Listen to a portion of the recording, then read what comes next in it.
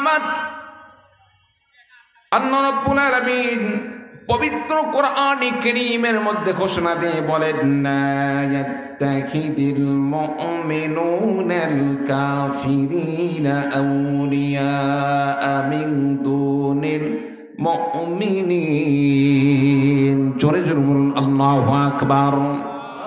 আমার আল্লাহ রাব্বুল আলামিন বললেন, দুনিয়ার কোন মুমিন বান্দা, কোন ঈমানদার বান্দা, কোন মুসলমান বান্দা, মুমিন বান্দাকে বেঁচে রেখে কোন বেঈমান কাফির মুশরিকদেরকে বন্ধু হিসাবে গ্রহণ করতে পারে না, ভাই হিসাবে গ্রহণ করতে পারে না। কারণ বিশ্ব নবীজি সাল্লাল্লাহু আলাইহি ওয়াসাল্লাম হাদিস শরীফের মধ্যে ঘোষণা দিয়ে বলেন, আমার নবীজি বললেন, আল মুসলিম আখুল মুসলিম, মুসলমান মুসলমান ভাই ভাই, মুসলমান মুসলমান ভাই ভাই সম্পর্ক, মুসলমান মুসলমান বন্ধু বন্ধু সম্পর্ক হতে পারে। মুসলমান ইমানদার, মুসলমান ইমানদারের বন্ধু কোনোদিন বেঈমান কাফের মুশরিক হতে পারে না। যারা ঈমান পাওয়ার পরেও বেঈমান কাফের মুশরিকদেরকে বন্ধু হিসাবে গ্রহণ করে, তাদের হাসর নাসর হবে সেই বেঈমানদের সাথে। চিন্না বলুন নাউযু বিল্লাহ। প্রিয় ভাই সব, খারাপ বন্ধু গ্রহণ করলে পরিণতি কেমন হয়? আমার নবীজি সাল্লাল্লাহু আলাইহি ওয়াসাল্লামের হাদিস থেকে, ইতিহাস থেকে একটি ঘটনা আমরা যদি শুনি, জানি, তাহলে এর পরিণতিটা আমরা বুঝতে পারব। উকবা ইবনে আবি মুঈত একজন ব্যবসায়ী লোক ছিলেন। তিনি যখন ব্যবসা করে বাড়িতে আসতেন, বাড়িতে ফিরে আসার পরে তিনি কুরাইশের যে সমস্ত দামি দামি গ্রহণযোগ্য লোক ছিল তাদেরকে দাওয়াত করতেন, মেহমান হিসাবে তার বাসায় দাওয়াত খাওয়াইতেন। এই উকবা ইবনে আবি মুঈতের বন্ধু ছিল উবাই ইবনে খালফ, ও তিনি খ্রিস্ট একজন ব্যক্তি। আমার নবীজিকে দ্বীনের দাওয়াত দিতে যারা বাধা প্রদান করতেন তাদের মধ্যে অন্যতম একজন ছিলেন, তিনি হলেন উবাই ইবনে খালফ। চিল্লা বলুন নাউযু বিল্লাহি মিন যালিক। সম্মানিত উপস্থিতি, রাসূলুল্লাহ সাল্লাল্লাহু আলাইহি ওয়াসাল্লাম দ্বীনের দাওয়াত দিতেন, এইদিকে উকবা ইবনে আবি মুঈত তিনি ব্যবসার কাজ সেরে যখন বাসায় আসলেন, তিনি চিন্তা করলেন বাসায় একটু মেহমানদারি করাবেন। কুরাইশের বড় বড় দামি দামি ব্যক্তিদেরকে দাওয়াত করলেন, আমার নবীজিকেও দাওয়াত করলেন। আমার নবীর ইজ্জত সম্মান মর্যাদা কুরাইশের অন্য কোনো মানুষের চাইতে সম্মান কম না বেশি?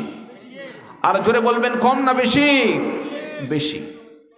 সম্মানিত উপস্থিতি, এজন্য উকবা ইবনে আবি মুঈত আমার নবীজিকে চিনতে ভুল করেন নাই। ধর্ম আলাদা হতে পারে কিন্তু মানুষের মর্যাদা কম নয়। আমার নবীজিকে দাওয়াত করলেন, মুহাম্মদ আমার বাসায় আমি চাই কিছু মানুষকে মেহমানদারি করাতে, তার মধ্যে আপনাকেও আমি রেখেছি, আপনি আমার বাসায় মেহমান হবেন। বন্ধুরা আমার নবীজি এবার উকবা ইবনে আবি মুঈতকে লক্ষ্য করে বললেন, আমি আপনার বাসায় মেহমান হতে পারি, খাবার খেতে পারি, তবে শর্ত হলো আমাকে একটি কথা দিতে হবে, একটি ওয়াদা দিতে হবে। আপনি আমার হাতে হাত রেখে ইসলাম গ্রহণ করবেন, ইমানদার হয়ে যাবেন। এইটুক কথা যদি আপনি দিতে পারেন তাহলে আমি আপনার বাড়িতে খাবার খাবো। তিনি কথা দিলেন, মুসলমান হয়ে যাবেন, কালেমা পড়ে নেবেন। বিশ্বনবী সাল্লাল্লাহু আলাইহি ওয়াসাল্লাম এইবার নির্ধারিত দিনে দাওয়াত অনুযায়ী তিনি চলে গেলেন উকবা ইবনে আবি মুঈতের বাসায়। উকবা ইবনে আবি মুঈতের বাসায় যখন গেলেন, খাবারের সব কিছু প্রস্তুত হয়ে গিয়েছে। আমার নবীজি সাল্লাল্লাহু আলাইহি ওয়াসাল্লাম উকবা ইবনে আবি মুঈতকে কালিমা পড়ে মুসলমান বানিয়ে দিলেন। লা ইলাহা ইল্লাল্লাহু মুহাম্মাদুর রাসূলুল্লাহ। সকলে বলি সাল্লাল্লাহু আলাইহি ওয়াসাল্লাম। আমার ভাইরা, আমার বন্ধুগণ, উকবা ইবনে আবি মুঈত ইসলাম গ্রহণ করলেন। প্রিয় ভাইরা আমার, এই কথা যখন উবাই ইবনে খালফ শুনতে পারলেন, উবাই ইবনে খালফ উকবা ইবনে আবি মুঈতের যিনি জানের জিগরি দোস্ত ছিল, ঘনিষ্ঠ বন্ধু ছিল, তিনি যখন জানতে পারলেন উকবা ইবনে আবি মুঈত মুহাম্মাদের ধর্ম গ্রহণ করে নিয়েছে, ইসলাম ধর্ম গ্রহণ করে নিয়েছে, উবাই ইবনে খালফ এবার উকবা ইবনে আবি মুঈদকে সঙ্গে সঙ্গে তিনি ঘোষণা দিয়ে দিলেন, আমি শুনলাম তুমি নাকি ইসলাম গ্রহণ করেছ, এই অপরাধে আজ থেকে তোমার সাথে সম্পর্ক ছিন্ন করলাম, তোমার সাথে আমার আর কোনো সম্পর্ক থাকবে না। বলুন নাউযু বিল্লাহ। প্রিয় ভাই সব, উকবা ইবনে আবি মুঈদ চিন্তার মধ্যে পড়ে গেলেন, এত ঘনিষ্ঠ একজন বন্ধু, এ বন্ধুকে যদি হারাই তাহলে তো আমার অনেক কষ্টের বিষয় হয়ে দাঁড়াবে, এ বন্ধুকে ছাড়া আমি কেমনে থাকবো? এরকম কিছু বন্ধু থাকে কি থাকে না? জোরে বলুন, থাকে কি থাকে না? মনের সব কথা তাদের কাছে প্রকাশ করা যায়, বইয়ের কাছে যেই কথা হয় না সে কথা বন্ধুর কাছে অনেক ক্ষেত্রে বলা হয়। চিল্লা বলুন ঠিক না? এই উকবা ইবনে আবি মুঈদ চিন্তার মধ্যে পড়ে গেলেন, উবাই ইবনে খালফের মতো বন্ধু যদি আমার হারিয়ে যায় তাহলে আমি কি করব? সম্মানিত উপস্থিতি, উকবা ইবনে আবি মুঈদ উবাই ইবনে খালফকে বললেন, আমি তো আসলে চাচ্ছিলাম মুহাম্মদ আমার বাসায় খাবার খাবে, মেহমান হবে, আমার বাসায় যাতে করে সে খায়, তার মনোরঞ্জনের জন্য, তাকে খুশি করার জন্য, সে যাতে করে খাবার খায়, তাকে সান্ত্বনা দেওয়ার জন্য আমি কালিমা পড়েছিলাম, মন থেকে কালিমা পড়ি নাই। সম্মানিত উপস্থিতি, এবার উবাই ইবনে খালফ বললেন, যদি তাই হয়ে থাকে একটি শর্ত মেনে নিতে হবে, একটি কাজ করতে হবে, সে কাজ যদি করো তাহলে তোমার সাথে আমার সম্পর্ক থাকবে। সেটা হচ্ছে, তোমার যে কাজ করতে হবে সেটা হলো মুহাম্মাদের চেহারার মধ্যে থুতু নিক্ষেপ করতে হবে। তুমি যদি এটা করতে পারো তাহলেই তোমার সাথে একমাত্র আমার সম্পর্ক ঠিক থাকবে। চিল্লা বলুন নাউযু বিল্লাহ। বন্ধুরা আমার, উকবা ইবনে আবি মুঈদ উবাই ইবনে খালফের সাথে সম্পর্ক ঠিক রাখার জন্য এবার উকবা ইবনে আবি মুঈদ তিনি বললেন, ঠিক আছে আমি তোমার কথা রাখলাম, তোমার সাথে যে অঙ্গীকার করলাম এই অঙ্গীকার অনুযায়ী আমি এখন আমলে পরিণত করব। উকবা ইবনে আবি মুঈদ আমার নবীজির চেহারার মধ্যে থুতু নিক্ষেপ করে দিলেন। বলুন নাউযু বিল্লাহ। উকবা ইবনে আবি মুঈদ যখন থুতু নিক্ষেপ করলেন, যে নবীর চেহারায় একটি মশা মাছি পড়া পর্যন্ত হারাম ছিল, সেই নবীর চেহারায় যখন সে থুতু নিক্ষেপ করলো, আমার ভাইরা, আমার বন্ধুগণ, সে থুতু নিক্ষেপ করতে পারে, কিন্তু আমার আল্লাহ রাব্বুল আলামিন যদি চান আমার নবীজির চেহারার মধ্যে সেই থুতু ফেলাবেন না। আমার আল্লাহ রাব্বুল আলামিন যদি চান নবীজির চেহারার মধ্যে থুতু লাগাবেন না। দুনিয়ার কারো ক্ষমতা নাই আমার নবীজিকে লজ্জিত করা, আমার নবীজিকে অপমানিত করা, নবীজির চেহারার মধ্যে থুতু নিক্ষেপ করা। আমার ভাইরা, আমার বন্ধুগণ, উকবা ইবনে আবি মুঈদ যখন থুতু নিক্ষেপ করলেন, থুতু নিক্ষেপ করার সঙ্গে সঙ্গে ওই থুতুটা নবীজির চেহারায় লাগাতো দূরের কথা, আল্লাহ রাব্বুল আলামিন থুতুগুলো ঘুরিয়ে উকবা ইবনে আবি মুঈদের চেহারার মধ্যে আল্লাহ রাব্বুল আলামিন লাগিয়ে দিয়েছেন। বলুন সুবহানাল্লাহ। যেই থুতু আমার নবীজির প্রতি নিক্ষেপ করেছিল সেই থুতুটা আল্লাহ তাআলা উকবা ইবনে আবি মুঈদের চেহারার মধ্যে ফিরিয়ে দিলেন। প্রিয় ভাই সব, শুধু তাই নয়, যেই যেই জায়গাগুলোতে থুতুটা পড়েছিল আল্লাহ তাআলা সেগুলোতে এমন একটি ক্ষত তৈরি করে দিলেন, এমন একটি রোগ তৈরি করে দিলেন, সেই জায়গাগুলোতে ফসকা তৈরি হয়ে গেল, সেই জায়গাগুলোতে এক প্রকার আমাদের চুলকানি হয়, এইরকম দাউদ ইত্যাদি যে সমস্ত রোগগুলো হয়। প্রিয় ভাই সব, উকবা ইবনে আবি মুঈদের চেহারার মধ্যে আল্লাহ রাব্বুল আলামিন এইরকম রোগ তৈরি করে দিলেন। এমনকি কিতাবের মধ্যে লেখা হয় মৃত্যু পর্যন্ত আল্লাহ তাআলা তার চেহারার মধ্যে এই রোগটাকে আল্লাহ রাব্বুল আলামিন মৃত্যু পর্যন্ত রেখে দিয়েছিলেন। বলুন সুবহানাল্লাহ। সম্মানিত উপস্থিতি, একজন গাদ্দার, একজন বেঈমান, একজন নাফরমান, তার কেমন শাস্তি হওয়া দরকার?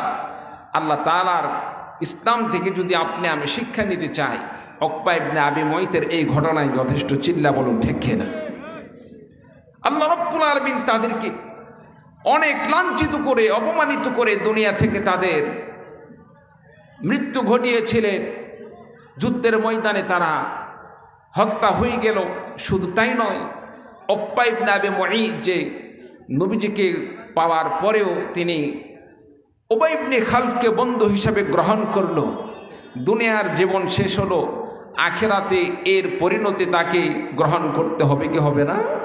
অবশ্যই করতে হবে, কারণ মানুষের দুনিয়া হচ্ছে আসল নয়, দুনিয়া হচ্ছে আসল নয়, আখিরাত মানুষের আসল।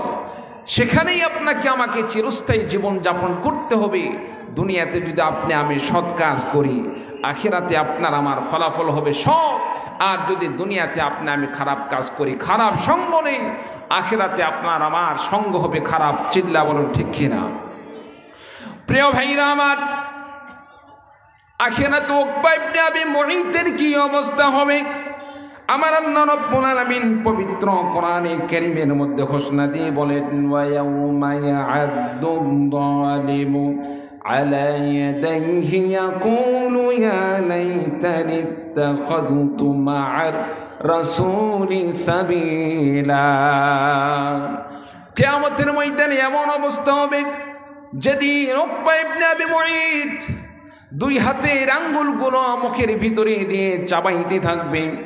চাবাইতে চাবাইতে আঙ্গুলগুলো একেবারে চাবায়া আঙ্গুলগুলো এক প্রকার এমন অবস্থা করে ফেলে দিবে, একটি জিনিসকে যেমন থেতলালে যেমন অবস্থা হয়, আঙ্গুলগুলো এইরকমভাবে থেতলানোর মতো হয়ে যাবে।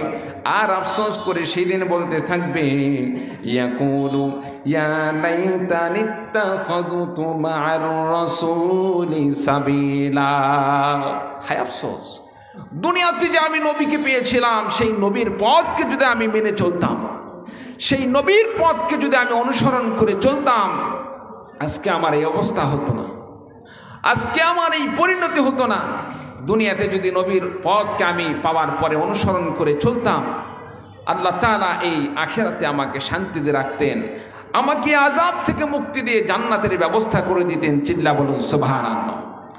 প্রিয় ভাইরা আমার, দুনিয়াতে আজকে আমি যে দল করি না কেন, যেই দলেরই মানুষ হই না কেন, একটি জিনিস মনে রাখতে হবে, দুনিয়াতে যদি আমি কোরআনওয়ালাদের সাথে থাকি, ইসলামওয়ালাদের সাথে থাকি, জিকিরওয়ালাদের সাথে থাকি, ইসলামী আন্দোলনের সাথে থাকি, আজকে যদিও আমি খুব একটি বড় কোনো কাজ করতে পারবো না, কিন্তু যারা ইসলামী আন্দোলনে শরীক হয়েছে, ইসলামী আন্দোলনে যারা আহ্বান করেছে, আল্লাহর কোরআন রক্ষার জন্য যারা ইসলামের পক্ষে যারা সংগ্রাম করেছে, তাদের সাথে যদি আপনার আমার সম্পর্ক হয়ে থাকে, অন্তত পক্ষে আল্লাহ রাব্বুল আলামিন আপনাকে আমাকে হাসরের ময়দানে এই ইসলামী আন্দোলনের সাথে থাকার জন্য হলেও আল্লাহ তাআলা সেদিন ইসলামী আন্দোলনওয়ালাদের সাথে উঠাবেন, আলেমদের সাথে উঠাবেন, আল্লাহ রাব্বুল আলামিন সেদিন জান্নাতীদের সাথে উঠাবেন।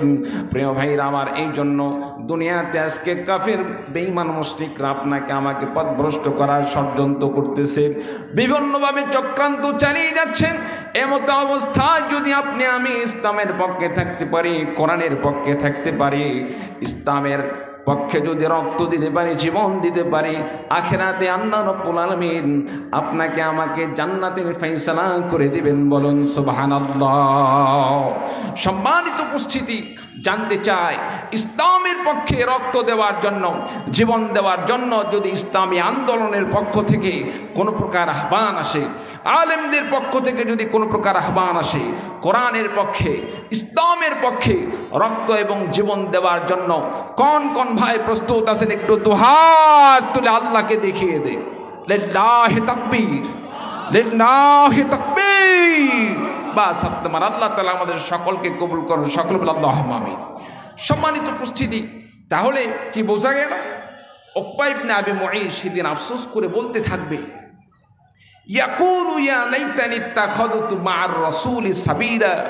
হায় আফসোস, সেদিন আমি যদি নবীর পথকে গ্রহণ করতাম, সেদিন আমি তো নবীকে পেয়ে গিয়েছিলাম, সিরাতুল মুস্তাকিম, সঠিক পথটা আমি পেয়ে গিয়েছিলাম, সে পথকে যদি আমি মেনে চলতাম, অনুসরণ করে চলতাম, আজকে আমার আফসোস করা লাগতো না। শুধু তাই না, আরো বলতে থাকবে, ইয়া ওয়াইলাতা লাইতানি লাম আত্তাখিযু ফুলানান খলিলা। হায় আফসোস, আমি যে বন্ধুকে গ্রহণ করেছিলাম উবাই ইবনে খালফকে, এই উবাই ইবনে খালফকে যদি আমি বন্ধু হিসাবে গ্রহণ না করতাম, তার সাথে যদি আমার সম্পর্ক না থাকতো, তাহলে তো আমি সফল হয়ে যেতাম। আজকে খারাপ সঙ্গ, খারাপ বন্ধু থাকাটাই হচ্ছে আমার জন্য কাল হয়ে দাঁড়ালো। এই খারাপ বন্ধুকে সন্তুষ্ট করতে গিয়ে ভালো বন্ধুকে পাওয়ার পরেও তাকে আমি হারিয়ে ফেলে দিলাম। এর জন্য আফসোস করে সেদিন আর কোনো লাভ হবে না, তার ঠিকানা হবে জাহান্নাম। চিল্লা বলুন নাউযু বিল্লাহ। সম্মানিত উপস্থিতি, এই জন্য আমাদেরকে কি করতে হবে? সাধারণ যে সমস্ত আম মুসলমান ভাই আছি, সাধারণ পাবলিক, আলেম ওলামা নয়, তাদেরকে আমি বলবো আপনি আলেমদের সাথে ওঠা বসা করেন, জিকিরওয়ালাদের সাথে ওঠা বসা করেন, জাকিরিনদের সাথে শাকিরিনদের সাথে আপনি সম্পর্ক করেন, মাদ্রাসার তালিবে ইলমদের সাথে, মাদ্রাসার উস্তাদদের সাথে সম্পর্ক করেন। আল্লাহ তাআলা ইচ্ছা করলেও আল্লাহ রাব্বুল আলামিন মাফ করে দিবেন। চিল্লা বলুন সুবহানাল্লাহ। প্রিয় ভাইরা আমার, আল্লাহ রাব্বুল আলামিন বললেন ومن أعرض عن ذكري فإن له معيشة ضنكا ونحشره يوم القيامة أعمى। আজকে যারা কোরআন পাইল, ইসলাম পাইল, নবীর আদর্শ পাইল, নবীর আল্লাহ দেওয়ার নবীর কোরআনকে পাওয়ার পরে যারা কোরআন পড়ল না, কোরআন থেকে মুখ ফিরিয়ে নিল, কোরআনের আন্দোলনে যারা শরীক হলো না, কোরআনকে প্রতিষ্ঠার আন্দোলনে যারা শরীক হলো না, চেষ্টা করলো না, আল্লাহ রাব্বুল আলামিন বলেন ওয়ামান আ'রাদা আন যিকরি ফাইন্না লাহু মাঈশাতান দানকা। আমি আল্লাহ রাব্বুল আলামিন তাদের জীবিকাকে আমি আল্লাহ তাআলা সংকীর্ণ করে দেব। শুধু তাই নয়, মহান আল্লাহ রাব্বুল আলামিন বললেন ওয়া নাহশুরুহু ইয়াওমাল কিয়ামাতি আ'মা। আমি আল্লাহ রাব্বুল আলামিন বান্দাদেরকে কঠিন হাসরের ময়দানে সেদিন অন্ধ করে উঠাবো। যারা কোরআন পাওয়ার পরেও কোরআন মানলো না, কোরআন পড়লো না, সেদিন বান্দা বলতে থাকবে ক্বালা রাব্বি লিমা হাশারতানি আ'মা। আল্লাহ রাব্বুল আলামিন কেন আমাকে অন্ধ করে ওঠানো হলো? ওয়া ক্বাদ কুনতু বাসীরা, দুনিয়াতে তো আমার সুন্দর দুইটা চক্ষু ছিল, কিন্তু আজকে কেন আমাকে অন্ধ করে ওঠানো হলো? আমার ভাইরা, আমার বন্ধুগণ, আল্লাহ রাব্বুল আলামিন বলেন ক্বালা কাযালিকা আতাতকা আয়াতুনা ফানাসিতাহা ওয়া কাযালিকাল ইয়াওমা তুনসা। বান্দা, দুনিয়াতে তোমাকে আমি কোরআন দান করেছিলাম, কোরআন পাওয়ার পরে কোরআন থেকে তুমি নিজেকে ফিরিয়ে রেখেছিলে। কোরআনকে পাওয়ার পরে কোরআনকে মানো নাই, কোরআন পড়ো নাই, কোরআনকে ভুলিয়েছিলে। তুমি যেভাবে কোরআন ভুলিয়েছিলে, আজকে আমি আল্লাহর পক্ষ থেকেও তোমাকে ভুলে যাওয়া হয়েছে, যার কারণে তোমার দুই চক্ষুকে অন্ধ করে দেওয়া হয়েছে। বলুন নাউযু বিল্লাহ। সম্মানিত উপস্থিতি, আখিরাতে যদি আপনি আমি দৃষ্টিশক্তি পেতে চাই, আপনার আমার দুইটি চোখ সেখানে ভালো থাক, এটা চাইতে হলে দুনিয়াতে আপনাকে আমাকে কোরআনের সাথে থাকতে হবে, কোরআনওয়ালাদের সাথে থাকতে হবে। চিল্লা বলুন ঠিক কিনা? আল্লাহ রাব্বুল আলামিনের কাছে দোয়া করে আল্লাহ তাআলা আমাদেরকে ইসলামের সাথে, কোরআনের সাথে, আলেমদের সাথে থাকার মতো তৌফিক দান করুন। সকলে বলে আল্লাহুম্মা আমিন। ওয়া আখির দাওয়ানা আনিল হামদুলিল্লাহি রাব্বিল আলামিন। আসসালামু আলাইকুম ওয়া রাহমাতুল্লাহ। আলহামদুলিল্লাহ, সুম্মা আলহামদুলিল্লাহ। অসংখ্য ধন্যবাদ।